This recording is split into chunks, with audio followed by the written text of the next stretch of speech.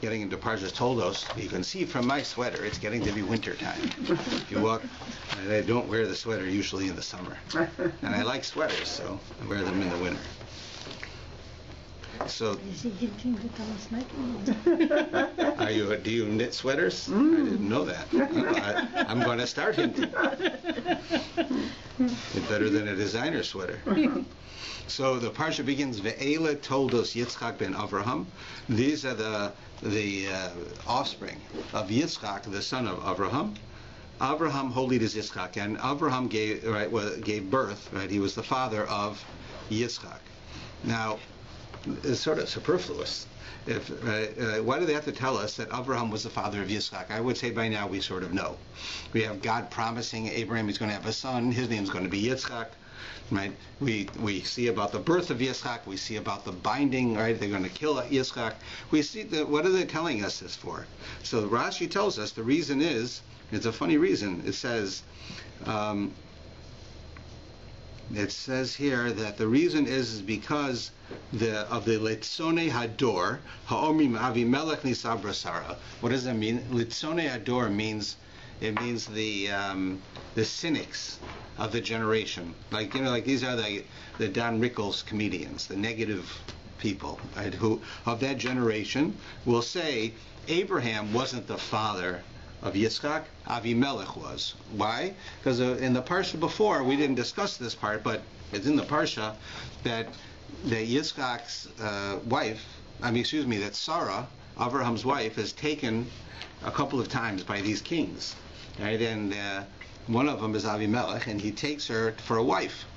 Right, and of course he's not able to. She's married already to Avram, but and it says that but he's the king. The king can do what he wants. So he takes her away, but Hashem gives him a disease that he's unable to be with her.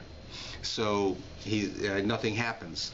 And then it says that Yitzchak is made to look just like Avraham. Right? You know, we know that in many cases a child looks like their parents. You can look at a child and sort of tell who their parents are. But in this case, Avraham and Yitzchak looked almost identical except for their age. And specifically, Avraham asked that he should look older. Right? As he got older, he wanted to look older. But Yitzchak and him looked the same because they wanted that people should know that Avram was his father, not Avimelech. But there were these cynics who would go and they would say that Avimelech was his father, not Avraham. And of course that takes away from all the promises of God, who says you'll have a son, and the son's name will be Yitzchak, and he will, right, and all of the Jewish people will come from him, and you'll be a father of many nations, and none of it would be true. Right?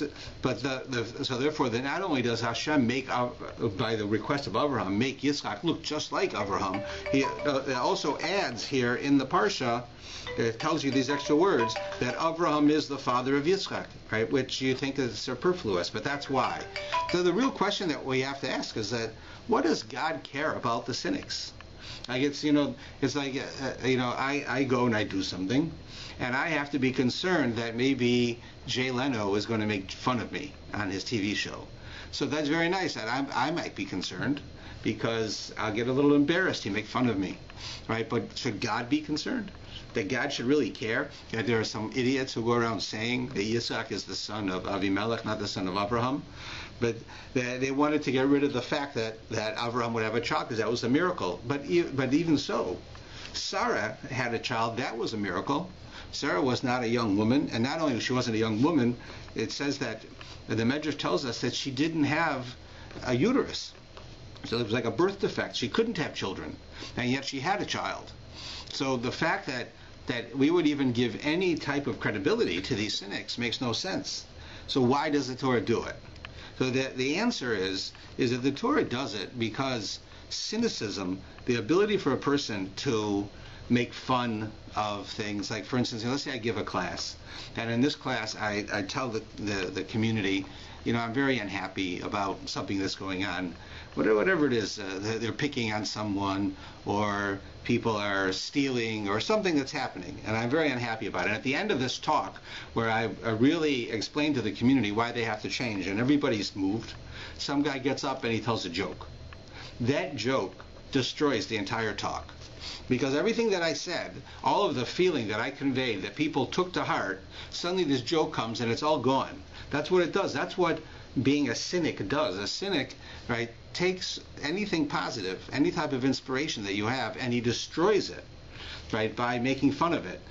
Oh, we want to improve, like I would say, like here in the shul, we're always trying to improve the minions, and we want to try to get more people to come, and we want to make the minyan run better. We want everyone to be happy when they come. And so people will send me messages. Most often they'll send other people messages, and I'll hear about it, and we'll try to improve things. Right? So one time I said, okay, we want to try to make it so the women feel more welcome in this minyan. And what's happening is, though, if the women don't come, the men take all their chairs. Right? And then a woman comes late and there's no chairs, so she feels like she's not wanted. So then they don't come anymore. Right?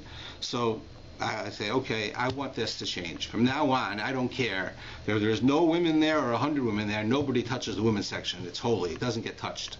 You leave it the way it is. Right? So someone says, yeah, the rabbi says what he wants, but after a couple of weeks he forgets. Right? That's a cynic. Right? So what happens is everybody says, yeah, and after a couple of weeks they start doing what they want to do. Because I'm not there every week. I have a different places I have to be.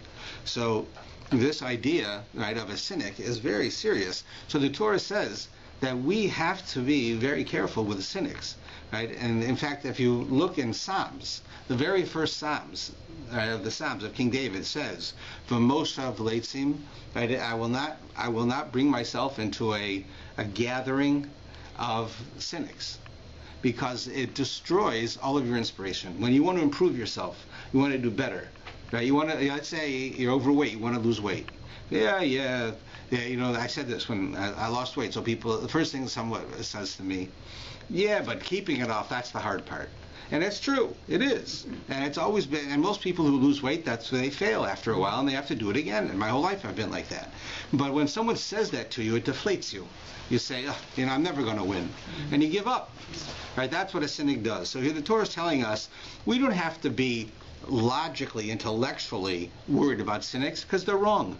But on an emotional level, we have to realize that a lot of the work that we do touches people's emotions, touches their inspiration, touches their desire to change, right? And a cynic destroys that. So that's why the Torah adds these words to tell us that the cynics are wrong. Abraham is the father of Yitzchak, and you shouldn't listen to them. Then it goes on to tell us, Vayi Yitzchak ben Arbim Shana, and he was 40 years old when he took Rivka, the daughter of Besuel Ha'arami, as a wife. Right? And then it says that he went and they wanted to have children, and she was barren, they couldn't have children. And then finally, she gets pregnant, and here's where it gets exciting. Beginning on verse 22 in the English and the Hebrew, on 124 and 125. We'll read it in the English for now. It says, right, and his wife Rivka conceived. Then it begins, the children agitated within her, and she said, if so, why am I thus? And she went to inquire of Hashem. So in the English, it gives away a little bit. It says, Vayortzitzu habanim, the children were agitated. So first thing, it doesn't say the child, it says the children. So right away, you know that she's probably going to have twins, right? Because it says children. If a woman has more than one child in her womb, it's not going to be a single birth. So it's hinting at that. And it says that the fact that they were agitated inside of her womb, they moved around inside of her womb, it bothered her. So she said, I better go ask God. So what does that mean? Right? First thing, all babies move inside of their mother. In fact, and for the most case, most women like it. Right? It kicks and moves. You feel like there's something growing inside of you. It feels good. And here she's not feeling good. So the Medrash explains that she did not know that she had more than one child. So she knew she was pregnant. She was her first time pregnant. She didn't know 1 child, 2 child, 10 children. She had no idea. She had a child. And when it says that the child would act up, it would move around, the Medrash tells us that it moved around at specific times. It didn't move around all the time. It says when she walked in front of a house of idol worship, like let's say an ancient pagan church, the child would move like it wanted to come out to go to worship idols. Then when she'd walk in front of a house of God, right, like a synagogue, of course they didn't have a synagogue, but like a synagogue, right, it would also move and want to get out. And she'd say, I got a problem here. I got a child, doesn't know what he wants. All right, if the child said, I want to worship idols, So of course you feel bad, but at least you know what you got, and you can work on him and try to change him, right? If the child says, I want to worship God, the one God of the Jews, so then you're happy and you try to help him. But this one wants to do both. He wants to worship idols and worship God. He's going back and forth inside. So she says that this bothers her, right? So she goes to ask God, right? I mean, she goes to ask the prophet, what's going on? So the prophet tells her. It says, Hashem says to her, 2 nations are in your womb. 2 regimes from your inside shall be separated. The might shall pass from one to the other, and the elder shall serve the younger. So it says that he tells her, well, you're going to have twins. And each one is going to be a very extraordinary person, and they're going to be 2 different nations are going to come from them. And the older one will serve the younger one, which is not the norm. Usually the older one is the more powerful one. So that makes her feel better. So tell me, would that make you feel better? Have you find out, okay, I don't have 1 baby, I have 2 babies. One of them is going to be a righteous person. The other one is going to be a pagan, who's going to worship idols. So that doesn't make you feel better. You feel bad. So the point is sort of what I was saying, that when she thought she had 1 child, that child was wishy-washy, didn't know what he wanted. One day he wants this, one day he wants that. And when you have a child who's like that, it's hard to deal with him, because you don't know what he wants any day. You can't say he has strengths and weaknesses, because one day his strength becomes his weakness and his weakness becomes his strength. You never know from one day to the next what that kid wants to do. Right? So that's very disconcerting. It's like, it's one thing if I meet somebody, right, and I tell them I'm a rabbi and the type of work I do, and they just don't care. They're not interested.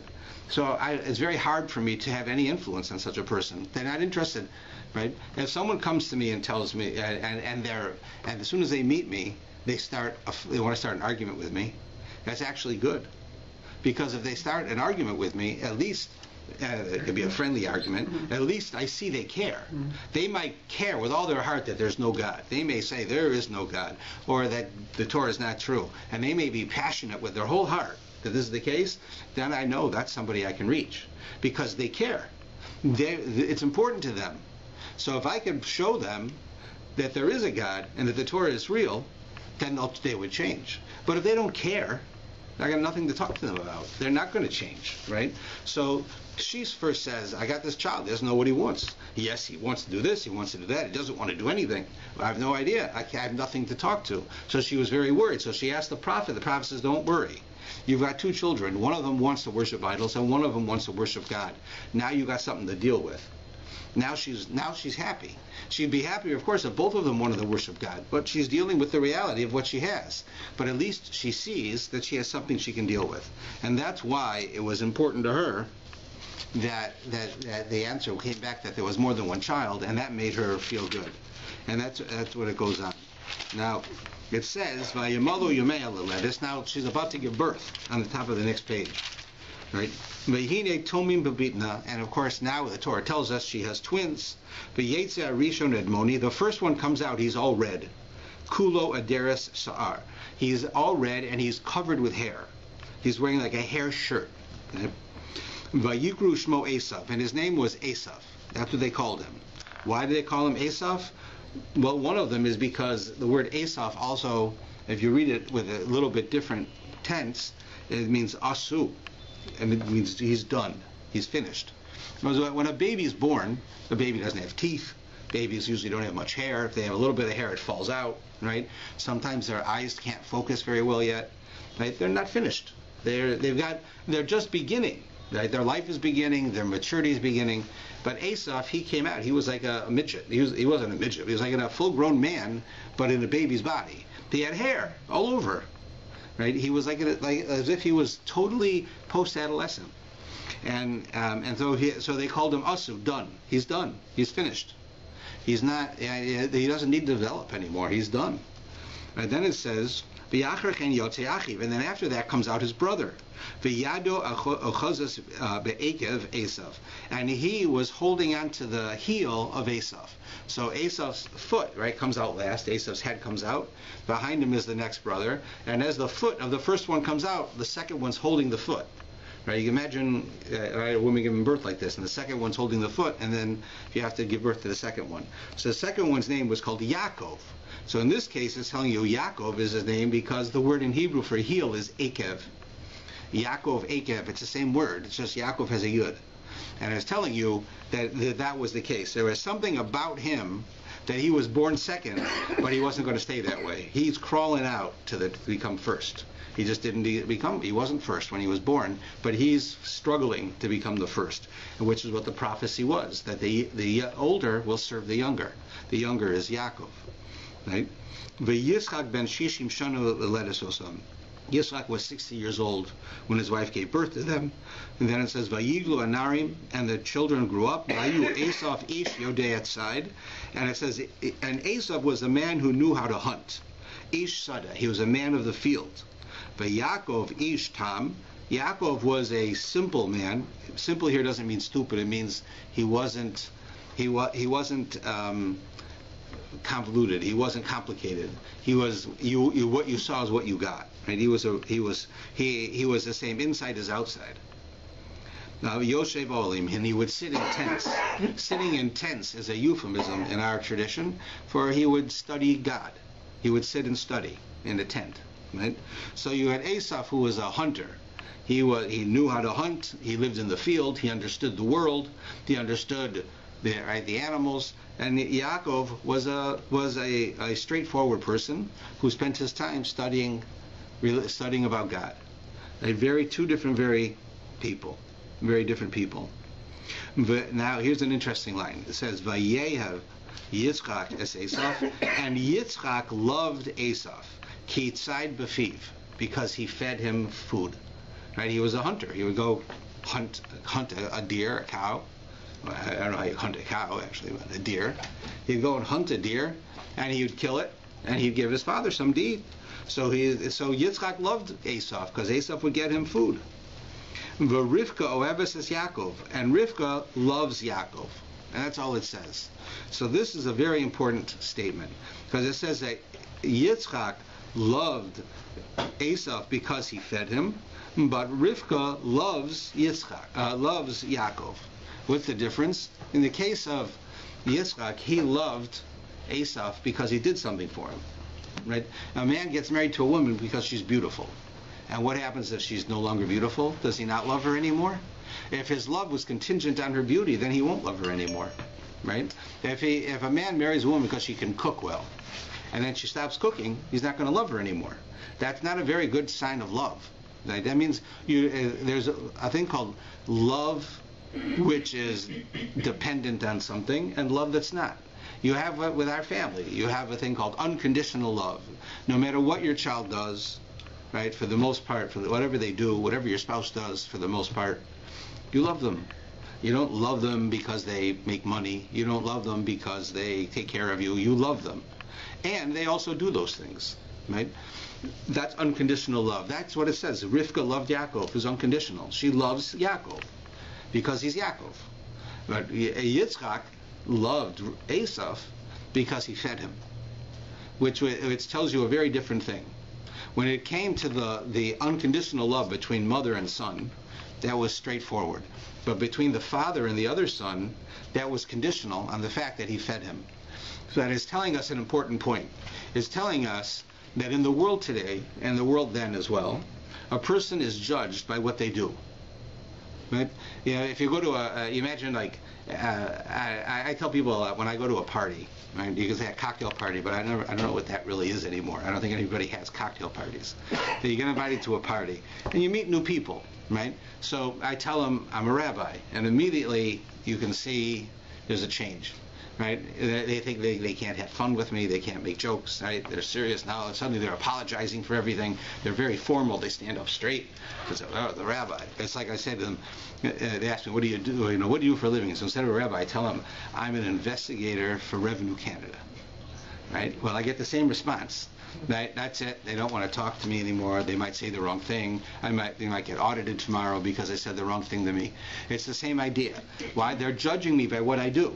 If I knew a woman who used to teach philosophy to young women in religious schools, right? And she also had, I think, 12 children, 10 children, like a lot of children. right? A good number of children. So somebody would say to her, so tell me, what do you do? So she says, well, I'm a mother of 10 children. And they would all start talking very slow to her. Oh, that's very nice. Like she's a dummy, right? But then she'd go and meet the next person. They'd say, so tell me, what do you do? She says, oh, I teach advanced philosophy to women in a seminary. So they know, this is a brilliant woman, right? It's the same person. They're judging her by what she does, not by who she is, right? And that's how the world is. The world judges you by who you are, right? You dress in a certain way because you want to convey a certain image of who you are based on what you do. That's how they judge you. They judge a guy who's who's a famous, CEO of a business. A guy who's a professor is judged one way. A guy who's the janitor, or the guy who cleans up in the bowling alley or whatever, they're judged a different way.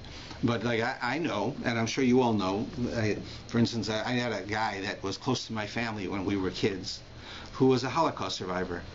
And as a Holocaust survivor, he didn't have an education. He went through the war, right? When he was supposed to be going to school, he was being chased, right, to be killed. So for 5, 6 years, 7 years, he didn't go to school. So now the guy comes to America after the war. I meet him. He's a house painter. So what's a house painter? A house painter is a simple guy. But this guy was brilliant. This guy would talk politics and philosophy and argue religion, all kinds of things. He was a brilliant man. But because he wasn't educated, and because he came out of the war as a refugee and he had to make a living, he did what he could do. He became a house painter. But if you judged him by what he did, you'd think he's a dummy. All right, big deal. Who is this guy? He's a house painter. He's not even an owner of a house painting business. He's just a painter, right? So you'd say, he's not very smart. But in reality, that's because you're judging him by what he does. If you judge him by who he is, it's very different. It's the same thing with refugees in general, right? You meet, how often I used to go to Israel and I'd meet, like a Jew who came from Russia, and he'd be sweeping the street, and I talked to him, and it turns out he was a doctor. Or I met one time, I was at Canada House. You ever hear of Canada House? It's in Metula. It's in the north part of Israel, right on the border. And they said that these Jews who live in this place had such a difficult life on the border, right? They're getting bombs and things happening all the time, that the Canadian Jews decided they wanted to make like a Jewish community center for them. So one of the things, what do Canadian Jews make? They make a hockey ring. They make a hockey ring in the northern Israel, right? They don't know what hockey is. They don't know what ice skating is. They made a hockey ring. So they had to have hockey. Who knows about hockey in Israel? So nobody. So they have this hockey ring, and a couple of kids would go out there and ice skate once in a while, or Canadians would come and do it. Finally, one day they find out that they decide the Olympics are coming. They want to make a hockey team. They don't have a coach. Right? So one day somebody's in Tel Aviv and they meet a guy who's cleaning for the city. He works like a garbage man. And they're talking to the guy, and it turns out the guy was the Russian coach for the Olympics, who was Jewish and came to Israel. But they said, what do we need a hockey coach for? Clean the street. Right? So everybody thought he was a nobody. It turns out he wasn't a nobody. He not only was a hockey coach, right, but he knew what he was doing. He was intelligent. He was educated. He was smart. And because he was a refugee, nobody gave him the time of day. This idea of caring for someone, thinking about someone, loving someone, identifying someone by what they do, is how the world works. But that's not how a Jew is supposed to be. A Jew is like this. Rivka loved Yaakov. That's what, period. He loved him for who he was. You love members of your family for who they are. You love other Jews for who they are. You meet people, you talk to them, you find out who they are, not what they do. You ask a little kid, what do you want to be when you grow up? I want to be a truck driver. I want to be an airplane pilot. Right? But that's not how it should be. They should say, I want to be a tzaddik. I want to be righteous. I want to be a Talmid Chacham. I want to be a scholar. Right? Because that's who you are. That's you. You're describing you, not your job. And that's what this line tells us. Yitzchak, he loved Esav. Esav is the father of the Romans, eventually. Right? He judged, and the world that we live in today, which has influences from that world, judges people by what they do. But Rivka knew better. She knew. She judged Yaakov by who he was. She knew who Esav was. Esav was not a good guy. But she knew that Yaakov was a good person, and so she loved him for who he was, not for what he did. That's an important point. But so now the scene changes, And we've already learned in last week's Parsha that Avram has died. Right? Avram dies. And now they're having the funeral. And now the funeral is ending. And what do we do at a funeral? You go back to the Shiva house, and the mourners first have to have a special meal, right? And people come over. So it says, "V'yazed Yaakov nazid v'yavo Esav minasada." So Yaakov is cooking, right? Avraham died, right? There are mourners coming back from the funeral. So Yaakov is making the meal for them. He's making a lentil soup. A lentil soup is with the round lentils. It's like what do we have when we come back from a funeral? We have eggs. The same idea. It's round. Something round. It's a circle of life, right? So they would have then lentils. So they had lentil soup. So he's making lentil soup. And in comes Esau from the field. He's out there catching animals. That's what he does, right? So he comes in and he's so hungry, right, because he stayed out there so long and he worked so hard that he thinks he's going to die. He's so hungry. Like, if I don't eat immediately, I'm going to die. So it says here, it goes on verse 29, Jacob simmered a stew, and Esau came in from the field, and he was exhausted. Esau says to Jacob, "Pour into me now some of that very red stuff, for I am exhausted." So this statement alone in the Hebrew teaches you a lot. First thing, Esau says to Yaakov, Esau never asked for anything. He commanded. That's how he talked. He was a gruff, tough guy. So he says, Jacob, pour that into me. He didn't say put it in a bowl and give me silverware, nice china bowl. He says, I'm going to open my mouth and just pour it down my throat. Right? I'm so hungry, I don't have time for any of that stuff. Just pour it right into me. And he doesn't ask him, he tells him. And then he says, he's pouring to me now some of that red stuff. Why red stuff? Because he doesn't even care what it is. It makes no difference. I'm dying because I'm so hungry. Give me that red stuff, for I'm exhausted. Right? And then the Torah tells us, and because of this, his name was from then on called Edom. Edom means red, right? Because he referred to as red. Now, throughout history, the offspring of Esau were known as Edom. The Romans were known as Edom because that was their father, right? Who was the red man. So here we start to get a glimpse of who Esau really is. He's this uncultured animal in human form, basically, right? The way he acts. This is how an animal would eat. An animal would not eat nicely. An animal would not tell you what it likes. It just opens its mouth and it wants to eat. So Jacob sees this and he says, this is my opportunity now to get what's really I should have, which is the birthright. I should be the firstborn. I wasn't born first, but I should be the one, because of who I am and the lifestyle I live, to carry on the Jewish tradition. I should be Abraham, Isaac, not Esau. Abraham, Isaac, and Jacob should be next. He tells Esau, you want me to give you this food? Then sell me your birthright. Sell me your right to be the third in line. And Esau doesn't care. And he says, look, I'm going to die, so what do I need a birthright for? Right? In other words, Esau does not see that after death there's anything left. Now you say to somebody, what happens after you die? Nothing. There's just black. There's nothing left. Right? That's how Esau thought. Right? That's it. I have to live for this world. I'm going to live here. I'm going to eat what I want to eat. I'm going to do what I want to do. Everything is here. After I die, it's gone. So he says, what do I need a birthright for? What do I need it for? I'm going to die. And that doesn't do me any good. Give me food. That'll do me good. So that's what he says. He says, so Yaakov says, sell me your birthright and I'll give you the food. So hey, that's a great deal. Esau says, I don't even want the birthright. Take it, the birthright, and then I'll get my food. Right? So it goes on. So Jacob says, swear to me this day. And Esau swore to him and sold his birthright to Jacob. So now we know unequivocally, the Torah tells us that Esau agreed and he took an oath that the birthright belongs to Jacob. And therefore Jacob gave Esau bread and lentil stew, and he ate, he got up, he left, and thus Esau spurned the birthright. Right? He didn't care about it. There's a famous rabbinic joke on this line. It says that Jacob gave Esau bread and lentil stew. So what did Esau do? He ate it, he drank, he got up, and he left. What didn't he do? He didn't bench. Right? That's why it says he embarrassed the birthright. Because really, Esau, right, it's a joke, right? Because they don't always have to say a person benched to know that he did or not. But here, what did he do? He goes and he's hungry, and he eats the food. He doesn't say a blessing. He doesn't thank God. He doesn't thank the guy who made it. Nothing. He doesn't even care what it is. He just eats it and he leaves, goes back to work. right? And because of this, he made cheap the birthright. It meant nothing to him, so he sold it to Yaakov. So there's no question the birthright has been sold to Yaakov, right? Although this comes up later that Esav denies it, and he says it's really his. Right? And then what happens is we have a famine in the land, and Yitzchak has to go down. Right? Again, he has the same problem as Avraham. He goes down to Egypt. He knows that Rivka is considered an attractive woman. The Pharaoh of Egypt is going to want to take her. So he tells her, tell her, you're my sister, not my wife, and so forth. And the whole same routine goes on. And we'll just skip ahead a little so we go through a few other areas. We have, when you get to page 131 and 130, it talks here about some wells. It says that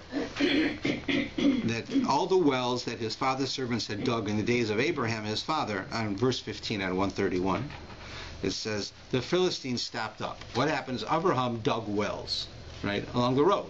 So that people who are going on the road, going from wherever they are, from here from Beersheba to Jerusalem, they could have water. You'll die without water. So Abraham dug wells for people so that they could have it. The Philistines come along and they fill in the wells so that nobody can have water. Right? So Abimelech says to Isaac, go away from us, for you're much greater than us. Isaac departed from there, and he encamped in the valley of Gerar, and he dwelled there. And Isaac dug new wells, which he redug the ones that his father had made. And the Philistines had stopped them up. Right? And he called them the same names that his father did. So Isaac's servants dug in the valley and found there fresh water, right? And then there was a quarrel. And they said, the Philistines said the water is theirs, but Yitzchak's people said the water is ours. And this goes on 3 times. So everyone asks, what does the Torah have to tell us this whole long story? That the first well, they had an argument. Right? Then they dug another well, and they called it Sitna. And then they had another one, and they called it Rehovos. What is it telling us? So the first well they fought about it, and they plugged it up. The second well, they fought over it again, and again they plugged it up. The third well, that was it. That was his well. It was called Rehovos. So the commentaries tell us this is a symbolic state idea of the forefathers' living history before it happened, and that this is about the temple. The first temple is built, and they come and they destroy it. The second temple is destroyed because of Sitna. Sitna in Hebrew, Sina, is hatred. Right? And we know the second temple is destroyed because of hatred, because people fret with each other. So the second well was destroyed. The third well is built, and it's called Rehovos. Rehovos means open, wide spaces. Like a Rehov is a street, big, open area, not a path, but a street, big. Right? So Rehovot means big, open area. And that's the third one. That's when the Beis HaMikdash is built. The temple is built again when the Mashiach comes. Right? It won't be disputed. It'll be accepted by everyone as being accurate. That's what it's saying here. It's symbolic of that. And the story of the wells go on for quite a while. But I want to switch to another part. Here at the bottom of 133, we meet up with Asaph again.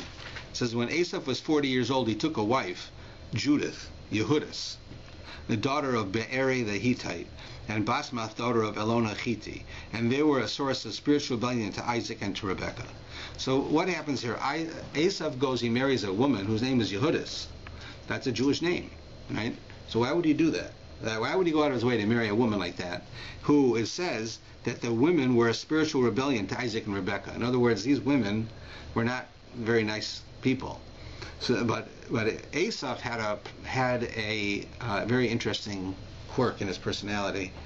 He was afraid of his father. He wanted his father to think that he was a good guy.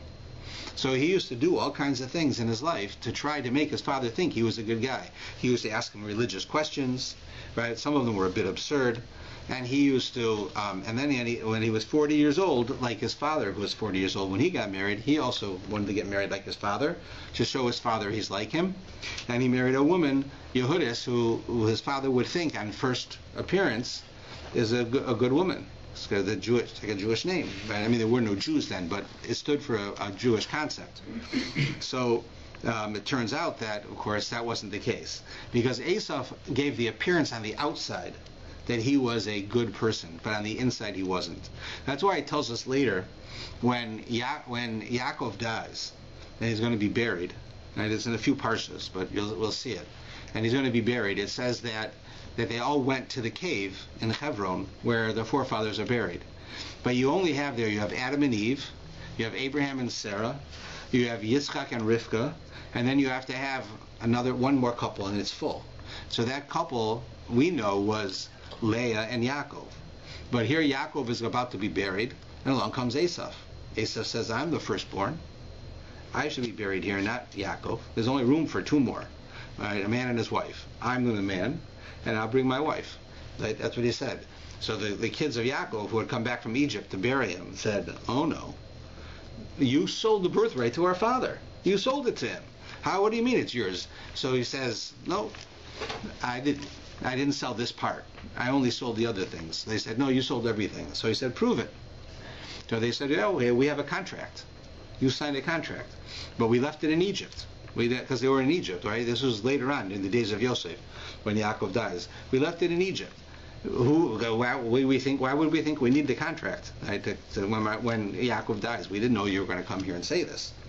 So they send one of the brothers back to Egypt to get the contract. In the meantime, there's one of the grandchildren who was deaf. And he has no idea what's this negotiation that's going on. All he sees is that his grandfather Yaakov is laying on the ground. They won't let, Esau is here, he won't let him be buried. And everybody's arguing back and forth. So he takes a sword and he cuts off Esau's head, kills him. Right? Because how can you let my grandfather lay on the ground like this, undignified, at his own funeral? Right? Because of you're an evil person. He kills him. And it says his head bounced off and went into the cave. And his head is buried in the cave. And Yaakov was buried with Leah in the cave. And so why his head? That's why I'm telling you the story here. This is because Esau always intellectually knew that Torah was true. He always knew that Judaism was right, that there's one God and you have to act the right way. But he couldn't get himself to do it. His head knew it, but his heart didn't believe it. Right? So his head, his potential, his ability, when it was buried there, because that's what he should have been. But the rest of him wasn't, because that's not who he was. In the end, he only used to trick people. So when he married Yehudis, he told his father, you see, you're 40 when you get married, I'm 40 when I get married, I'm just like you. And you married a good monotheistic woman, I also did, her name is Yehudis. Right? But it didn't work out that way. Even Yitzchak and Rivka figured out that there's something wrong with these women, and as it says in the Torah. Okay, now we have the famous story of Yaakov impersonating Esau. Beginning on 134 and 135, it says, it came to be that Isaac became old and he started to go blind, and he says, I have to give a blessing to you now, to my sons. And so it says he loves Esau. As far as he knows, Esau is the firstborn. He's going to give Esau the blessing to be the next one in line, Abraham, Isaac, and Esau. But Rivka, who, as is the case with the Jewish women in the Torah, was a greater prophet than Yitzchak, and she knew that was not to be, that Esau was not the right one. So she calls in Yaakov and she tells him, listen, we're going to have to trick your father, because he's blind, he doesn't know what he's doing, and he thinks that Esau's the right one.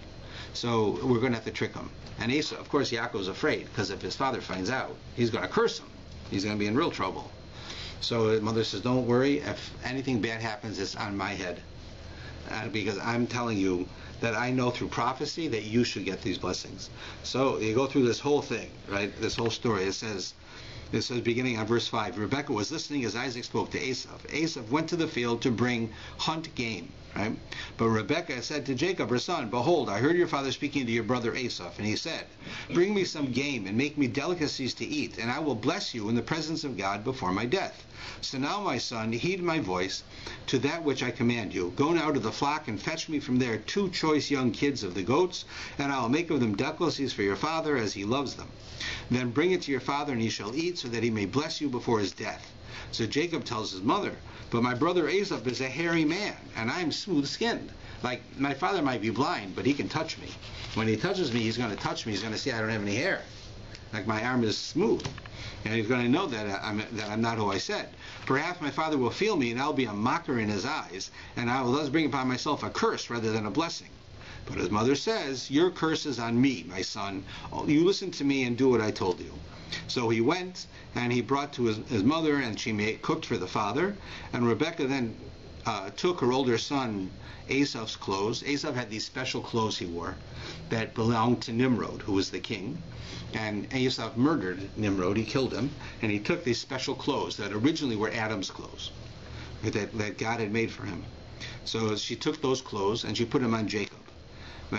With the skins of the goat kids, she covered his arms. So she took, since he came to her with a dead goat, right? They killed a goat to make food for Yitzchak, so he should think it's Esau. She took the skin of the goat, which has fur, and she put it on Yaakov's arm. So when your father touches you, he'll feel the fur of the goat, and he'll think that you're Esau, who has hair. So she puts everything together, and off he goes. And he goes to his father, and he says, "Father, here I am. Who are you?" "My son," he says. He says, "It is I, Esau, your firstborn. I've done as you told me. Rise up, sit and eat of the game, that your soul may bless me." "And how did you do it so quickly?" he asks him. He says, "Because Hashem, your God, arranged it for me." So he tells him, "Come close, if you please. I can feel you. Indeed, you're my son or not." And his answer is, "The voice is Jacob's voice, but the hands are Esau's hands." But he did not recognize him because his hands were hairy like Esau's. So he blessed him. So this whole story, of course, is a fraud. Yaakov is pretending to be Esau, and he puts on the goat hair, he touches the goat hair, he eats the food, he thinks everything's fine. Right? So Yaakov says this very strange word. He says, "Who are you?" He says, "It is I, Esau, your firstborn." So Yaakov lies. Right? But why does he lie with such a funny way? He doesn't just say, "It is I, Esau, your firstborn." He could just say, "It's Esau." It is I, Esau, your firstborn. What's the purpose of all these extra words? So the Torah tells us an important thing, and this is where we learn a very important rule. This is the word about rule of lying. You'll notice in the Torah, you very rarely ever have it somewhere in the Torah that says you can do something or you shouldn't. It either says you have to or you can't. Right? You have to keep Shabbos. You can't eat pig. It doesn't say it's better not to eat pig. It doesn't say, yeah, you should try to keep Shabbos. You do and you don't. Right? Black and white. But that's how the Torah works, right? With all of the mitzvahs, that you have them in such a way where you either do something, you don't do something. Right? Here you've got Yaakov coming, and he's telling his father, "It is I, Esau, your firstborn." Now, what he's doing is he's lying. He's lying. So the Torah tells us you can't lie. Right? It says lying is wrong. So how can he lie? Even though it's for the good, how can he lie? So the answer is, the Torah doesn't tell you can't lie. There's one exception to the rule. The Torah says, "B'davar shecher tirchak." From a lie, you should distance yourself. Stay away from a lie. That is to say that there are times when lying is allowed, and there's times when lying is not allowed. One of the times when lying is allowed is when it's for the greater good. The Talmud says, it tells a man, that if your wife comes to you, and I'm going to update this, and she says, "I went down to the store and they had a sale on dresses. And I bought this beautiful dress, $1,000 dress. It cost me $99. And I really love this dress. What do you think?" And she puts it on, and the husband doesn't like it. He doesn't like it at all, but she can't bring it back because she got it on sale. So he knows if he tells her he doesn't like it, not that it's embarrassing, he just doesn't like it. If he tells her, it's going to end up just staying in the closet. She's not going to wear it because my husband doesn't like it. There's something wrong with it. She doesn't even trust her own judgment, so she won't wear it. Right? And she'll be disappointed and she'll feel bad. Right? So the husband should lie. You should tell her that it's nice. Now, again, if it's embarrassing to her, that's a different story. If it's the wrong size, it's got a hole in it, that's different. Here it's just his personal taste, but he should lie. Because what good is there to tell her the truth? It hurts. It doesn't do any good. There's no positive reason to tell her the truth, so lie to her. That's what happens here. Here there are times that for the greater good of the world it's necessary to lie. Right? You shouldn't lie if you don't have to. And where you're never allowed to lie is where it's self-serving. In other words, I'm going to lie because I don't want you to know what I did. That's self-serving. That's not like the case I just told you, where you're lying because somebody else will be embarrassed or hurt when you tell them the truth. Here, you tell me, my wife tells me, "Go change the light bulbs," right? And I go and I don't change the light bulbs. And she said, "Did you change the light bulbs?" I said, "Sure." She said, "Well, the light bulb's not on." I said, "It must have burnt out again. Must be something wrong with the light bulb." right? That's a lie, and you're not allowed to make a lie like that. That's self-serving. That's just because I don't want to get in trouble. That I can't do. But if it's for the betterment of someone else, right? Someone else, then I'm allowed to. So here Yaakov is doing it for the betterment of the Jewish people, for the future, listening to his mother. So he's allowed, in this case, he's allowed to lie. But there's one important thing. The Torah tells us that while you're allowed to lie, you have to be careful that whenever you do anything wrong, even if you do things that aren't wrong, but whenever you do anything and you keep doing it, it becomes easy for you. Right? Right? If you have to get up after you get up every day at 7 o'clock, because you have to be at work at 9, so 7 o'clock's early enough. Suddenly you have to start going. You had a new job. You have to be to work at 7:30, so you start getting up at 5. Well, it's not so easy to get up at 5, right? But you do it. You get up, and after a while, it becomes easy, right? And whatever you do after a while, it becomes easy. It's the same thing with bad things, right? If you do something bad, you do it enough times, it also becomes easy. So if you lie, even if you're allowed to lie, but if you do it, it becomes easy to lie. Then you'll start lying when it's not right, because it's easy now. I lie enough, I become a liar.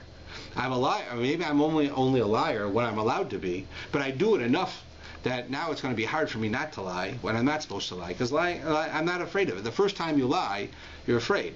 Right? You don't want to do it. It's scary.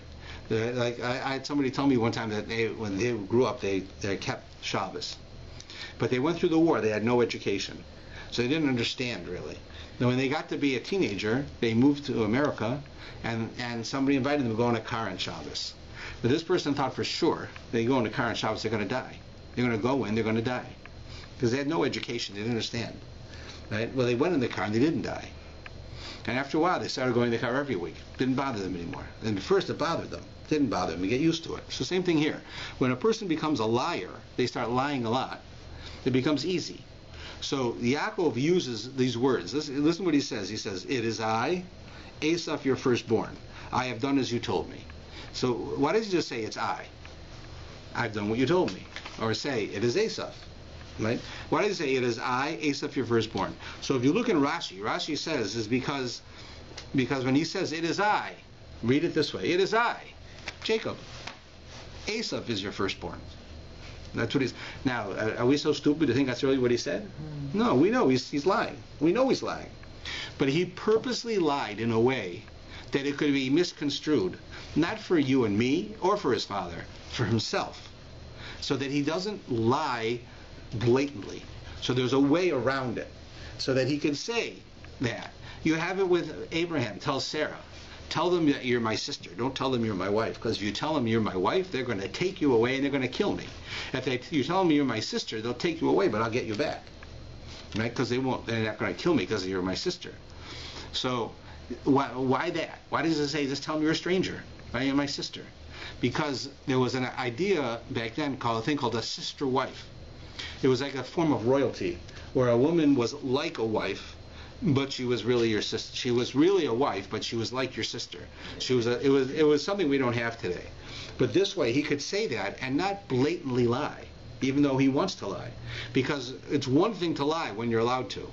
But if you say a bald-faced lie, you're going to start getting used to lying. So you'll notice our forefathers, whenever they have to lie, will always say it in a way that can be understood as if they're not lying. So you said, it's me, Yaakov. Esau's your older son. Right? But I mean, we know he wanted to trick him, but he said it in that way. And we find that on every occasion. From this, we understand the importance of really understanding how the Torah thinks. The Torah will tell you almost 99 out of 100 times, you can't do this, you have to do this. Right? One or the other. Here, it doesn't tell you that. It says, lying is not a good thing, but you should distance yourself from it. You should lie only when you have to. And when you have to is usually when it means that it's good for someone else, not that it's good for you. So if you lie to your spouse and you tell them that that looks good, and then you can do that. And now, again, you don't do it if it's embarrassing for them, because then they'll be embarrassed. But if you just, you just can, a white lie, so to speak. Same thing when, with people. So you don't always have to tell people the truth. You ever hear someone say, what do you mean? It's just the truth. I just told her the truth. Well, that when you hear that, you know that they shouldn't have done it. Because sometimes saying the truth, you tell somebody, do you really think that I like the famous joke, right? A man's wife comes to him and says, do I look fat in this? Right? You're in trouble any way you say it. If you say yes, you're in trouble. Right? If you say no, right, you're also in trouble, because you're saying I look fat and other things. Right? So the idea is, right, in such a case, you have to be careful. But in general, if a person, right, has something where somebody asked them a question and there's no positive reason to tell them the truth, and it'll hurt their feelings, so then lie. But try to lie in a way where the words are not blatant lies, so that you can yourself feel that you're not becoming a liar, even though you're allowed to do it. Right? That's really what it says, and that's what we learn from this, and that's a very important point. Just the last line here, yeah? I just don't understand, this blessing, did Yitzchak, Yitzchak wasn't the firstborn, did they, is that something that he did too, and why? Yitzchak was considered to be the firstborn because God told him that right. You will have a child, Yitzchak will be your inheritor. God told him wasn't Abraham's, right, first? No, official. It was Sarah's first child. Child, right? And why would Hashem expect Rivka to do all this, deceiving, and also for Yaakov to wear the fur on his arms, why? Basically, we need to understand, which will develop further on in the Torah, that the world that we live in is Esav's world. This physical world is Esav's world. Might makes right. That's what happens in this world. We don't like it, and everyone says that we're against it, but it's a fact. Right? A powerful nation runs the world. The person with the gold makes the rules. Right? That's how the world is. That's Esav. This is Esav's world. We are living in his world. So sometimes you have to be able to deal with that. That's what this story is telling you. Right? It's not just that everybody agreed Yaakov was the best guy, and though he's going to get the blessings, and too bad about Esav. No, both Yitzchak and Rivka understood that we're living in a world that's Esav's world, that he's running the world, and Esav has a long memory. You do something to hurt him, he's never going to forget you. He's never going to forget it. Right? It's like the mafia. Right? That's where the mafia gets their stuff. Right? The mafia is the Romans. So that's his world. We have to live in the world, and we have to make the world a better place. But our world is the world to come, right? The spiritual world. But in this world, we do all that we can. So that's what this symbolizes. That is it really Esav's world? No. Esav sold it to Jacob. Does Esav care that he sold it to Jacob? No. This is my world anyways. I don't care. I don't care. It's my world. You want to live in my world? Then you play by my rules. So Yitzchak has to pretend to be Esav in order to do it. That's why it says here that the hands are the hands of Esav and the voice is the voice of Jacob. He's telling this to Jacob. He says like this: when the hands are the hands of Esav, right? When the Jewish people act like Esav, right? You have the hands of Esav, it's trouble. But the voice of Yaakov, when the Jews have the voice of Yaakov, that is, what is a voice? Is prayer, Torah, speaking nicely. That's right. Using your words to bring people closer, not to separate them. That's the voice of Yaakov. Then the world will run correctly. But it's still the world of Esav. Right? You still have to realize that Jews will act like Esav. That's why it says the hands of Esav. Even the Jews start acting like Esav. The Jews start assimilating, and the Jews start being criminals. Look, you don't think it's odd that when a Jew becomes a criminal, he becomes a good criminal? I mean, they're really good at it. You ever wonder why it had to be Madoff? Was the one who made the biggest, financial fraud in the history of the world. He was a Jew, right? You go into every single crazy thing in the world. Communism, that was Jews, right? The hippie movement was full of all kinds of things. It was Jews. You find all kinds of things in the world that are these extreme things. It's all Jews behind it, because when a Jew starts acting like Esav, he's better than Esav at it. He has the hands of Esav, he can do it. But the voice of Yaakov, the voice of the Jewish people, is what will save the world. And that's really why it's done that way. So it's sort of saying like he could have, had Yaakov born first, right? But he's saying that we should work hard to go beyond, right, the physical world and Well, it's a struggle. It's a struggle. It's nothing is easy. And fight for being Like this world is like that. I mean, how do you explain the Holocaust? I mean, I will not attempt to explain the Holocaust, but can I tell you that it appears to be unjust? Right? But not to Esau. It's not unjust. To Esau, I have the power. You've got the money. I'll take your money. I've got the power. You've got a house. I'll take your house. That's what he did. He doesn't have to think about esoteric theology, why God would allow this to happen. You've got money. I want it, and I'll kill you. That was the world of Esau. That's what they did. So it's a foreshadowing of the future. That's what that was. Finally, I mean, there's a lot more here, but finally Esau comes back. I'll just close with this. Esau does come back, and he says to his father, like, you don't have actually, this is very sad. I find this a very sad line. It makes me very sad when I read it. He says, Esau comes back, and he says to him, right here, it's really on 139. He says, Isaac, it says with verse 30, and it was when Isaac had finished blessing Jacob, and Jacob had scarcely left from the presence of Isaac, Esau his brother came back. He too made delicacies and brought them to his father, and he says to his father, let my father rise and eat of his son's game, so that your soul will bless me. And Isaac looks at him, so what do you mean? I just did that. Who are you? And he says, I am your firstborn son Esau. Then Isaac trembled in very great perplexity. He suddenly realized what happened, and he said, where is the one who hunted game, brought it to me, and I partook of all when you had not yet come, and I blessed him. Indeed, he shall remain blessed. So he says, like, what happened? Who was that came to me that pretended he was you? And I ate the food, and I blessed him, thinking it was you. Then he realizes now, wait a minute, this is what God wanted, so he will remain blessed.